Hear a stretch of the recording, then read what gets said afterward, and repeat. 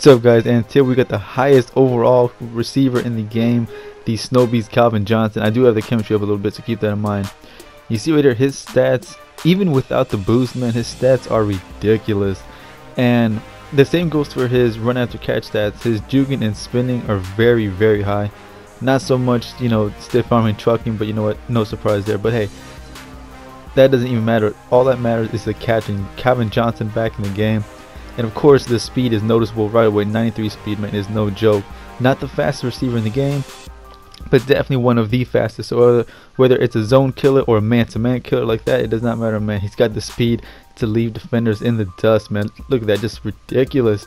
And of course, I do believe that the taller you are in the game, you're gonna have a bigger stride. So compared to someone like Tyreek Hill, I believe he's just that much faster.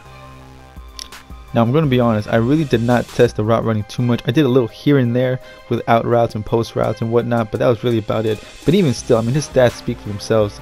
Even if he did not have good route running, I mean, come on, the speed was going to get separation regardless. Like right there, man-to-man, killed that corner, wasn't even fair.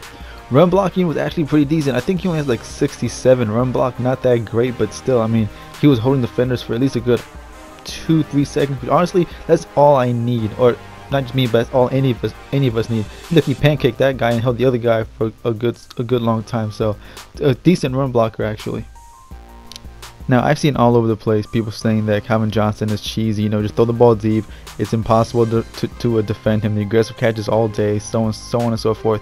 I'm here to tell you that's not the case. Believe me, he will have moments, don't get me wrong, he'll have some nice catches here and there like these, but if your opponent knows what he's doing, swatting the ball is still effective even against 96 overall Calvin Johnson. So if you're thinking, of asking, is he that good where I can just throw the ball deep every single play and just get the aggressive catch like 80% of the time, I'm here to tell you no. However, what he is really good at is catching in traffic, even especially throwing across the middle of the field, which I'm going to talk more about in a little bit. But you see right here, getting these 15-20 yard plays across the field, especially with the high pass, is very effective.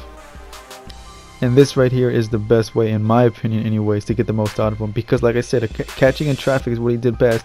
And then when you factor in the high pass with a 6'5" frame, this guy was almost unstoppable.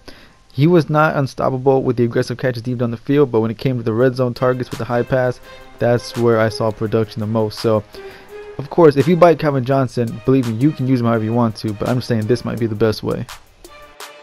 So that's going to wrap this up, guys, and right now he goes for between 530 and 570. Is he worth it? I mean, he's fast, don't get me wrong. He can burn many corners in this game, and even though he was not the aggressive catch machine that I thought he was going to be, he was ridiculously effective across the middle, whether you're at the 50-yard line or the 10-yard line or in the red zone like I was showing you earlier.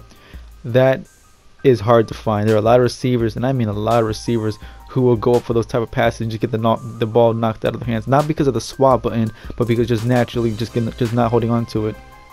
So to have a player that can come down that consistently with the ball in that situation is very valuable.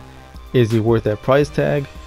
If you're gonna get him just for that, I mean, I still need to review a lot of players. I'm pretty sure there are some receivers out there who can do similar things in that scenario, with the red zone targets. But all around, is he worth that much coin? I mean, it's hard to say.